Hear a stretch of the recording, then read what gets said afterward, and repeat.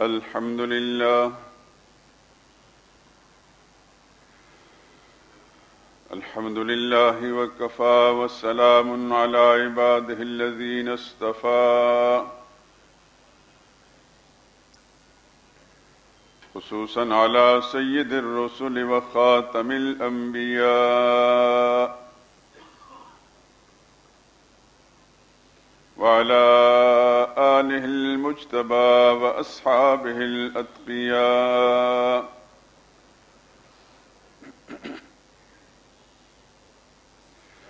أما بعد فإن خير الحديث كتاب الله وخير الهدي هدي محمد صلى الله عليه وسلم وشر الأمور محدثاتها وكل محدثة بدعة وكل بدعة ضلالة وكل ضلالة في النار. أعوذ بالله من الشيطان الرجيم. بسم الله الرحمن الرحيم.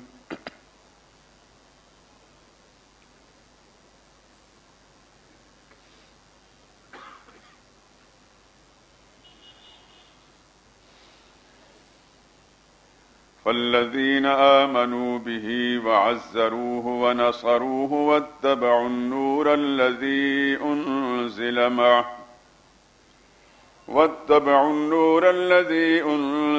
معه أولئك هم المفلحون. قل يا أيها الناس إني رسول الله إليكم جميعا الذي له ملك السماوات والأرض لا إله إلا هو يحيي ويميت فآمنوا بالله ورسوله النبي الأمي الذي يؤمن بالله وكلماته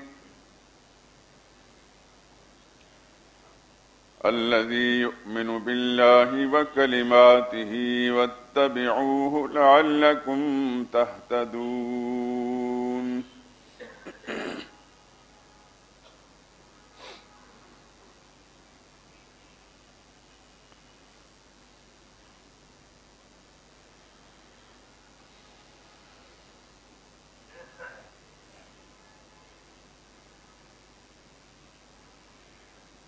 پھر جو لوگ ایمان لائے اس رسول پر اور ان کی حمایت کی اور ان کی مدد کی اور جو نور ان کے ساتھ نازل ہوا ہے اس کی پیروی اختیار کی، ایسے ہی لوگ کامیاب ہونے والے ہیں۔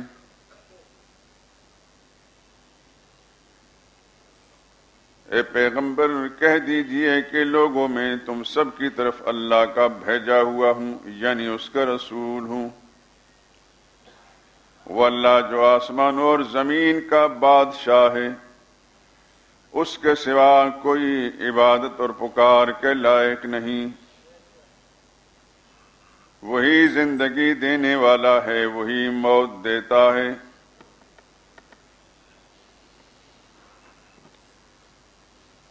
تو تم اللہ پر، اس کے رسول جو نبی امی ہیں ان پر ایمان لاؤ،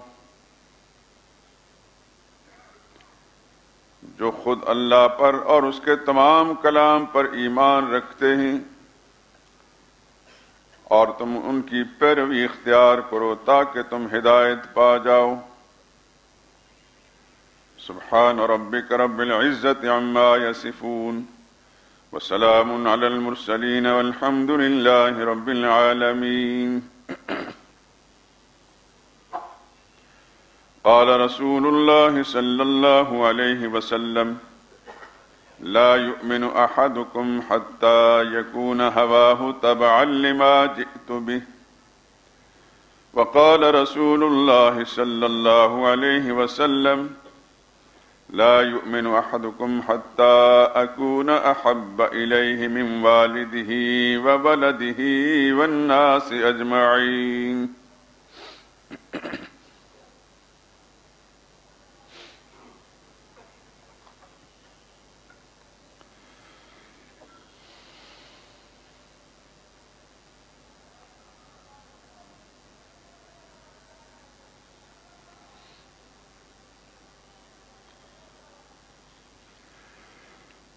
بھٹکے ہوئوں کو راہ دکھائی ہے آپ نے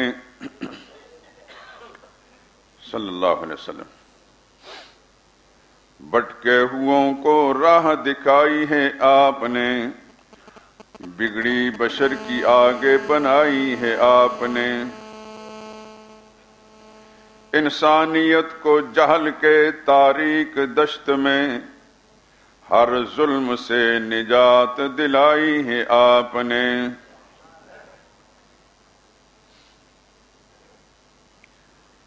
نالاں تھی جس کے ہاتھ سے بزم جہاں بہت، وہ دشمنی دلوں سے مٹائی ہے آپ نے، راہ خدا میں حق کی حفاظت کے واسطے تکلیف ہر طرح کی اٹھائی ہے آپ نے،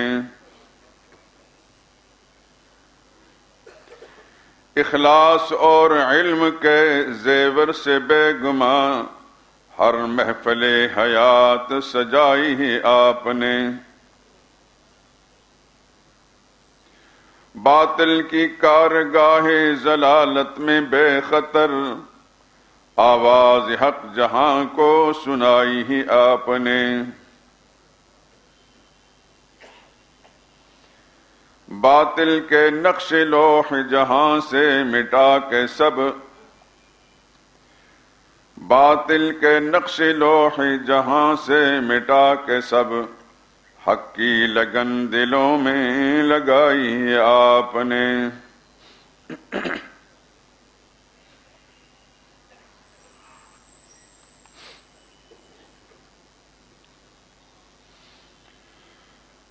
بزرگان محترم، برادران عزیز،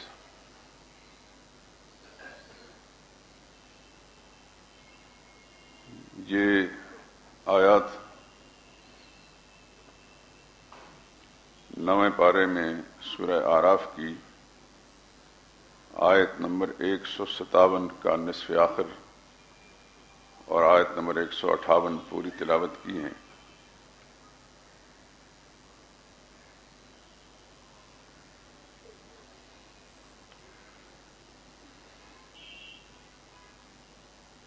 ترجمے سے یہ اندازہ فرما لیا ہوگا کہ خالق کائنات نے ان لوگوں کو کامیابی کی بشارت سنائی ہے اور ہدایت کی جو اس کے نبی پر ایمان بھی لاتے ہیں، ان کی حمایت کرتے ہیں، ان کی مدد کرتے ہیں، اور اس نور پر یعنی قرآن کریم جو ان کے ساتھ نازل ہوا ہے اس کی پیروی اختیار کرتے ہیں، ان کے لیے فیصلہ ہے اولئک هم المفلحون، یہی کامیاب ہونے والے لوگ ہیں۔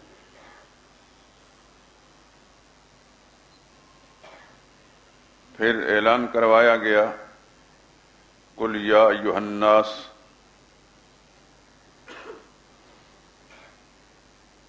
وہ دنیا بھر کے لوگوں، انی رسول اللہ الیکم جمیعا، میں تم سب کی طرف اللہ کا رسول ہوں۔ ہم جو یہ دعویٰ کرتے ہیں کہ محمد مصطفیٰ صلی اللہ علیہ وسلم کسی علاقے کے کسی خاص قبیلے کے نبی نہیں ہیں، تو یہ ہمارا خود ساختہ خانہ ذات دعویٰ نہیں، اللہ کے قرآن کا فیصلہ ہے۔ اور قرآن کریم کے اندر اللہ نے اعلان کروایا اپنے نبی سے، ایھا الناس، پوری انسانیت کو مخاطب کر کے، انی رسول اللہ الیکم جمیعا، تم سب کی طرف اللہ کا رسول ہوں۔ اس لیے ہم کہتے ہیں کہ محمد مصطفیٰ صلی اللہ علیہ وسلم کی نبوت رسالت عالمگیر ہے، پوری کائنات کے نبی ہیں، پوری کائنات کے رسول ہیں، اور خاتم الانبیاء، آپ کے بعد کسی اور نے نبی بن کر نہیں آنا، اور آپ کی نبوت رسالت پوری کائنات کی انسانیت کے لیے ہے۔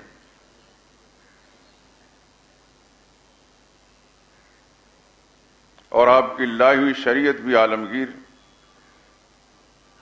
آپ پر نازل ہونے والی کتاب بھی عالمگیر، اور آپ کا قبلہ بھی عالمگیر۔ یہ جو فرمایا نا انی رسول اللہ الیکم ایھا الناس، پوری دنیا کے لوگوں میں تم سب کی طرف اللہ کا رسول ہوں۔ اسی طرح قرآن کریم کے بارے میں فرمایا شہر رمضان الذی انزل فیہ القرآن ھدی للناس، رمضان کے مہینے میں جو قرآن نازل ہو وہ پوری انسانیت کی ہدایت کے لیے۔ یہ امت یہ بھی عالمگیر ہے، کنتم خیر امۃ اخرجت للناس، تم ساری امتوں سے زیادہ افضل ہو۔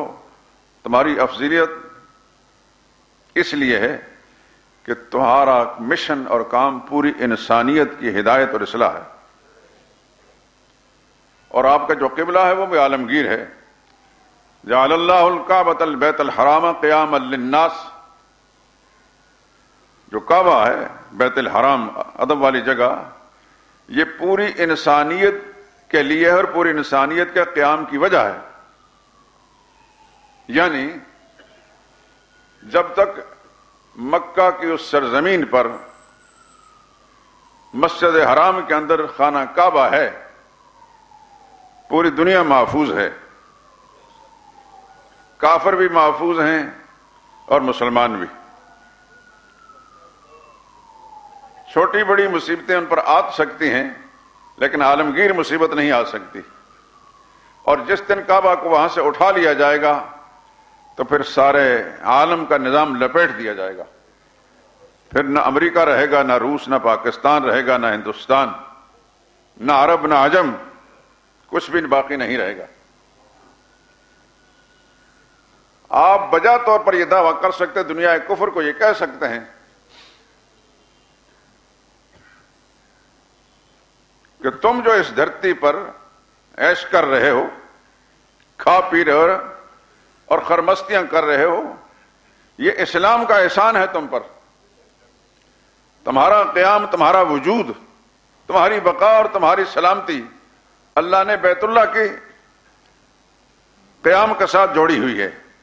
جب تک بیت اللہ اس زمین پر ہے تو تم بھی عیش کرو، جب بیت اللہ کو اٹھا لیا جائے گا تم بھی باقی نہیں رہو گے۔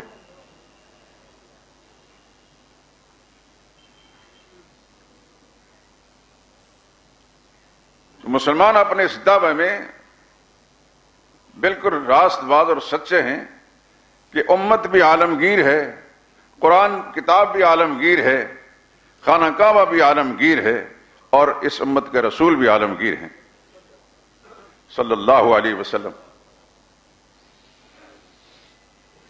اس لیے اعلان کرا انی رسول اللہ الیکم جمیعا، میں اللہ کا رسول ہوں، اللہ کا بھیجا ہوا ہوں، بناوٹی نہیں ہوں، خود ساختہ نہیں ہوں،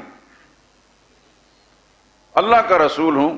لیکن صرف مکہ والوں کے لیے یا مدینہ والوں کے لیے نہیں، عربوں کے لیے نہیں، انی رسول اللہ الیکم جمیعا، تم سب کی طرف۔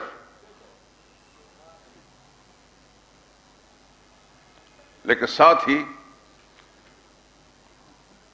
یہ بات بتا دی کہ میں جو رسول بنا کر بھیجا گیا ہوں، کیا مقصد کیا ہے میرا، کس نے رسول بنا کر بھیجا؟ الذی لہ ملک السماوات والارض، جس کی سلطنت، جس کی بادشاہت، جس کا راج، جس کی حکومت آسمان و زمین میں ہے۔ نہ آسمان کا کوئی حصہ نہ زمین کا کوئی حصہ اللہ کی بادشاہت اور اس کے قبضہ قدرت سے باہر ہے۔ مجھے کیوں بھیجا گیا ہے؟ لا الہ الا ہو، میں اس لیے آیا ہوں کہ اس مشن کو میں نے دنیا میں عام کرنا ہے کہ اللہ کے سوا کوئی عبادت پکار کا لائق نہیں۔ یہ وہی مسئلہ الہ ہے جو کلمے کے اندر الہ ہے، جو کلمہ آپ پڑھ کر اپنے آپ کو مسلمان ظاہر کرتے ہیں یا کسی غیر مسلم کو کلمہ پڑھا کر دار اسلام میں داخل کرتے ہیں، یہ وہی الہ ہے، اس الہ کا کوئی اور معنی نہیں ہے۔ جو کلمے کے اندر الہ ہے لا الہ الا اللہ، یہاں بھی وہی الہ ہے، لا الہ الا ہو، اللہ کے سوا کوئی اور الہ نہیں۔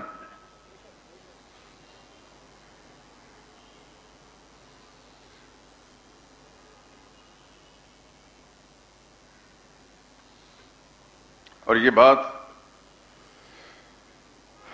آپ حضرات اچھی طرح جان چکے ہیں کہ یہ صرف محمد مصطفیٰ صلی اللہ علیہ وسلم کا مشن نہیں ہے، اللہ کے ہر پیغمبر کا مشن رہا ہے۔ دعوت مشترک ہے تمام انبیاء کی، مشن ایک ہے تمام انبیاء کا۔ شریعت کے کچھ عبادات اور احکام اس میں کہیں نہ کہیں فرق ہو سکتا ہے، کسی کی نماز کا طریقہ کوئی ہو، کسی کی نماز کا طریقہ کوئی ہو، یہ شخصی اعمال ہیں، لیکن جہاں تک عقیدہ کا تعلق ہے وہ ایک ہے سب کا، یہ بات یاد رکھیں۔ تمام انبیاء اکرام علیہم الصلوۃ والسلام کا مشن، دعوت اور عقیدہ ایک تھا۔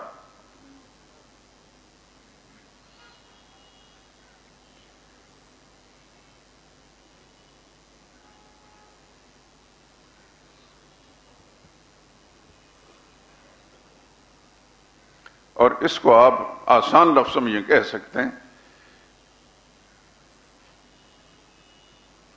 کہ سب انبیاء کا مشن اسلام تھا۔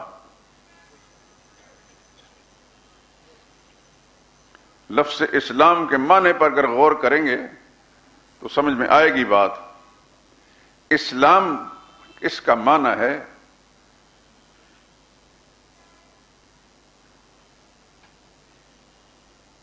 گردن جھکا لینا، فرمانبرداری اور اطاعت،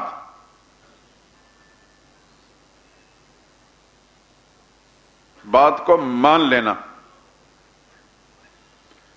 اور تمام انبیاء کرام کا مشن اسلام تھا، یعنی یہ دعوت دیتے تھے کہ اللہ کا پیغام مان لو۔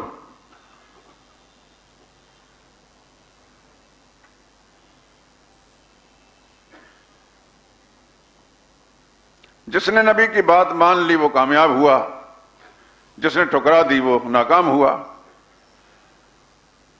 قوموں کی تاریخ بتاتی ہے جس نے نبی کی بات مان لی وہ نبی کا ساتھی بن گیا، اور جس نے نبی کی بات کو ٹھکرایا اللہ نے اس دنیا میں ذلیل و خوار کر دیا۔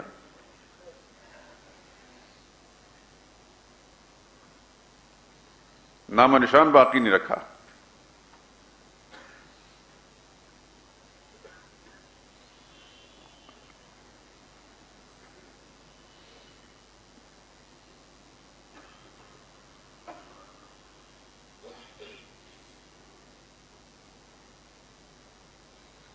محمد مصطفیٰ صلی اللہ علیہ وسلم آپ کے مشن کی طرف بھی اس آیت کریمہ کے اندر اشارہ کر دیا، لا الہ الا ہو، کہ میں اس آسمان و زمین کے بادشاہ کا بھیجا ہوا رسول ہوں، میرا مشن ہے اللہ کے سوا کوئی اور الہ نہیں۔ اس مشن کو دنیا میں عام کرنا، یہ بات دنیا تک پہنچانا۔ وہ اللہ یحیی و یمیت، جس کے قبضہ قدرت میں کائنات کی جان ہے، زندگی دینے والا بھی وہی ہے اور موت دینے والا بھی وہی ہے۔ پھر فرمایا فآمنوا باللہ، اللہ پر ایمان لاؤ، یعنی اللہ کی بات کو مان لو، ورسول ہی، اور رسول پر ایمان لاؤ، رسول کی بات بھی مان لو۔ وہ رسول النبی الامی، وہ جو نبی ہیں امی ہیں، امی یعنی کسی انسان کے شاگرد نہیں ہیں، ان کا استاد براہ راست پروردگار عالم ہے۔ ام کہتے ہیں ماں کو، جس طرح کوئی بچہ ماں کے پیٹ سے اس طرح پیدا ہوتا ہے کہ دنیا کا کوئی انسان اس کا استاد نہیں ہوتا۔ محمد مصطفیٰ صلی اللہ علیہ وسلم نبی امی ہیں کہ دنیا کا کوئی انسان ان کا استاد نہیں تھا۔ آپ اتنا تو جانتے ہیں کہ ایک بچہ جب پیدا ہوتا ہے تو دنیا کا کوئی انسان اس کا استاد نہیں ہوتا، کہیں سے پڑھ کر نہیں آتا، کہیں سے سیکھ کر نہیں آتا، وہ پہچانتا بھی کسی کو نہیں، حتیٰ کہ ماں اور باپ کو بھی نہیں پہچانتا، خاندان کو نہیں پہچانتا۔ اور کوئی دنیا کا کوئی بڑے سے بڑا ماہر اسکالر اس کو کوئی بات سنانا سمجھانا چاہے تو وہ سمجھا بھی نہیں سکتا۔ لیکن ایک چیز بچہ وہ فطرت میں لے کر آتا ہے کہ ماں کی چھاتیوں سے لگتے ہی وہ اپنی خوراک حاصل کرنا شروع کر دیتا ہے۔ کوئی غور کرے کہ یہ کس استاد نے اس کو سبق دیا ہے؟ یہ اس استاد ازلی نے سبق دیا ہے، الذی خلق فسوی والذی قدر فہدی. اس نے بنایا اس انداز سے کہ تمام اعضاء اس کے متناسب کر دیے، جو اس کی زندگی کی ضرورتیں تھیں وہ سب کے ساتھ پیدا کر دی، اور وہ تمام جو اس نے پروگرام بنایا تھا فہدا، پھر اس کی رہنمائی بھی کر دی. تو یہ فطری رہنمائی ہے، وہ بچہ اپنی فطرت میں لے کر آتا ہے، اور اس ذات نے اس کی رہنمائی کی ہے جس نے اس کو بنایا ہے.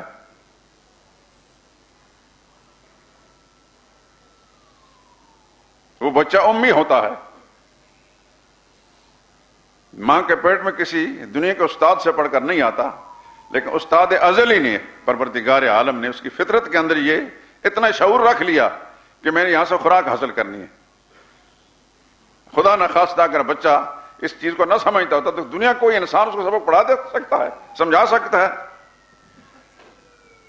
تو اللہ ہی جانتا ہے کہ کب تک وہ بغیر کھائے پیے رہتا ہے اور زندہ رہ بھی سکتا کہ نہیں. وہ ماں کو نہیں پہچانتا، باپ کو نہیں پہچانتا، خاندان کو نہیں پہچانتا، اپنے موافق مخالف کا اس کا پتہ نہیں، لیکن اپنی خوراک حاصل کرنے کی صلاحیت اور یہ شعور اپنی فطرت میں لے کر آیا.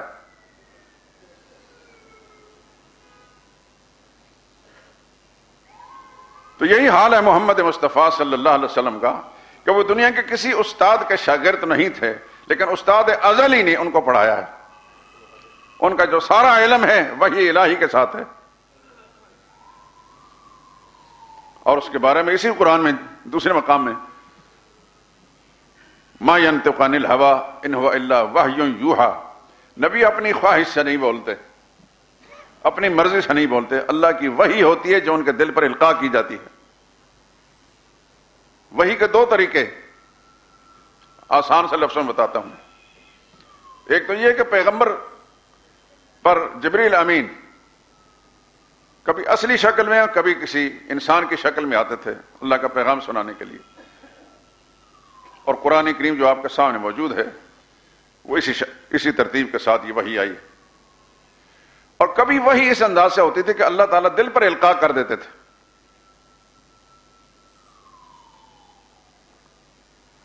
کسی اور انسان کو پتہ نہیں چلتا تھا. آپ یہ جتنا بھی ذخیرہ حدیث دیکھتے ہیں، ایک بہت بڑا ذخیرہ ہے جو آپ کے ہاتھ میں قرآن کریم ایک عظیم کتاب ہے، اس سے کئی گنا بڑا ذخیرہ حدیث ہے. سب ارشادات مبارکہ ہیں محمد مصطفیٰ صلی اللہ علیہ وسلم. قرآن سے الگ ہے وہ، یعنی بے شمار ہدایات وہ ہیں جو قرآن کریم کے اندر اس انداز سے موجود ہیں، حدیث میں موجود ہیں. تو یہ کیا ہے؟ آپ کیا کہیں گے؟ نبی اپنی خواہش سے بولتے تھے؟ نہیں، وہ اللہ کا القاء تھا، اللہ کا الہام تھا.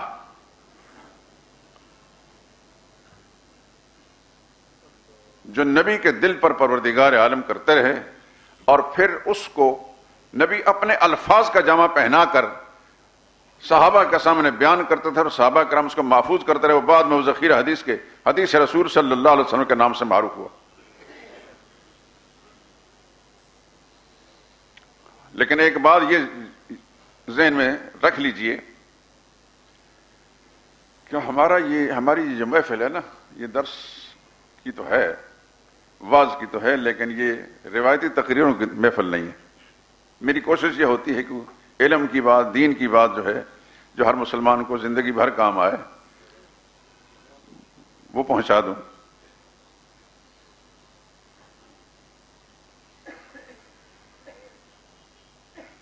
حدیث کے نام پر بڑے بڑے جال ساز، دھوکہ باز اور فراڈیے روایتیں گھڑ گھڑ کر پیش کرتے رہے، حتیٰ کہ ہمارا جو موجودہ دفتر ہے، احادیث کا دیوان ہے، کتابیں ہیں، یہ بھی محفوظ نہیں رہی ان جال سازوں کے دست اندازی سے.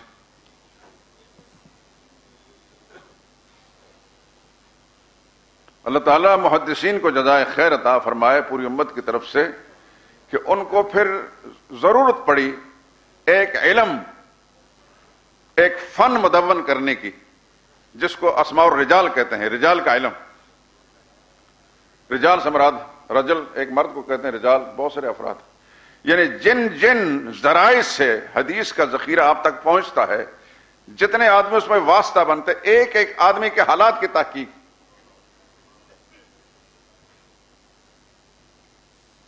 کہ یہ کون تھا، کس خاندان سے تعلق رکھتا تھا، اس کا نام کیا تھا، اس کی کنیت کیا تھی، کس علاقے کا رہنے والا تھا، اس کا بچپن کیسا گزرا، اس کا استاد کون تھا، اس کا لڑکپن کیسا گزرا، اس کی جوانی کیسی گزری، اس کے حافظے کی حالت کیا تھی، لوگ اس پر کتنا اعتماد کرتے تھے، اس کے بڑھاپے تک پہنچنے میں اسے دماغ کی کیفیت کیا تھی۔ ایک ایک راوی اس کی زندگی کے حالات پر بحث کرنے کے بعد ایک فن مرتب کیا گیا۔ اب اتنی آسانی ہو چکی ہے الحمدللہ